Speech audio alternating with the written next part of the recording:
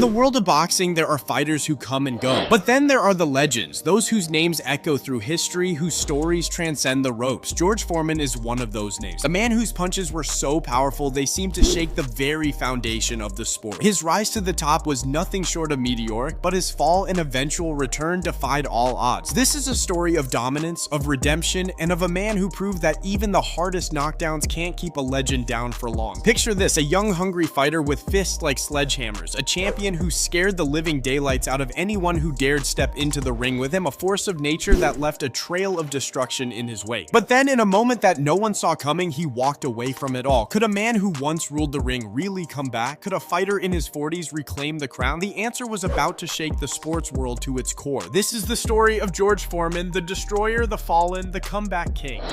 The rise of a destroyer. George Edward Foreman was born on January 10, 1949 in Marshall, Texas. Raised in poverty, he had a rough childhood, often finding himself in trouble. But his life changed when he discovered boxing through the Job Corps program, a government initiative designed to help struggling youth find direction. His raw power and natural talent were undeniable. Under the guidance of legendary coach Dick Sadler, Foreman quickly developed into a devastating puncher, someone who could end a fight with a single blow. His breakthrough came in the 1968 Olympics in Mexico City, where he won gold in dominant fashion. Even then, his punches were different. He didn't just hit his opponents, he demolished them. His knockout power was unmatched, and the world took notice. Turning professional in 1969, Foreman bulldozed through the heavyweight division. His fighting style was simple yet terrifying. Constant forward pressure, a sledgehammer jab, and thunderous punches that could knock any man unconscious. His opponents didn't just lose, they were destroyed. By 1973, he had amassed an undefeated record of 37 wins, 34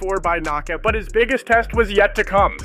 The destruction of Joe Frazier. Joe Frazier was the reigning heavyweight champion, a relentless fighter known for his toughness and incredible endurance. He had defeated Muhammad Ali in the legendary fight of the century and was considered one of the best heavyweights of all time. But against George Foreman, none of that mattered. Their fight took place on January 22nd, 1973 in Kingston, Jamaica. From the opening bell, Foreman overwhelmed Frazier with raw, unrelenting power. His punches were like explosions, each one sending shockwaves through the arena. Frazier, known for his resilience, was knocked down 6 times in just 2 rounds. Each time he struggled to his feet, only to be sent crashing down again. The iconic call from commentator Howard Cosell echoed through history. Down goes Frazier, down goes Frazier, down goes Frazier. It was one of the most brutal and dominant performances in boxing history. George Foreman wasn't just the new heavyweight champion, he was a force of nature, seemingly unstoppable. The reign of terror. After dismantling Frazier, Foreman defended his title with the same ferocity. His next opponent, Ken Norton, had previously broken Muhammad Ali's jaw and defeated him in a decision. But against Foreman, Norton didn't last 2 rounds. Foreman wasn't just beating world-class fighters, he was annihilating them. His power was so overwhelming that opponents seemed afraid to throw punches, knowing that a single counter could end the fight. By 1974, Foreman was considered unbeatable, but then came the fight that would change everything. The Rumble in the Jungle.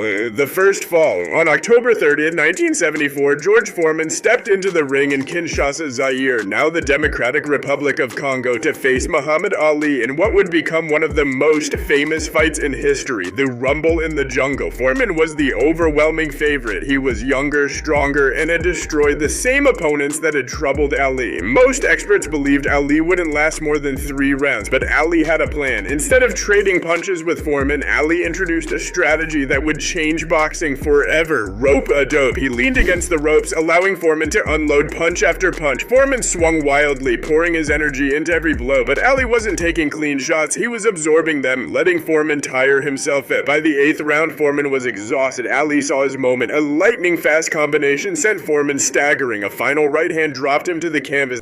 I'm not fighting Mike Tyson, I'm not fighting Evander Holyfield because they are afraid of me. Let's get that straight. They're not gonna do it. They're gonna fight each other. They're small guys and they don't want to fight Big George. I've gotten into the ring with guys and I've seen them turn their back and run.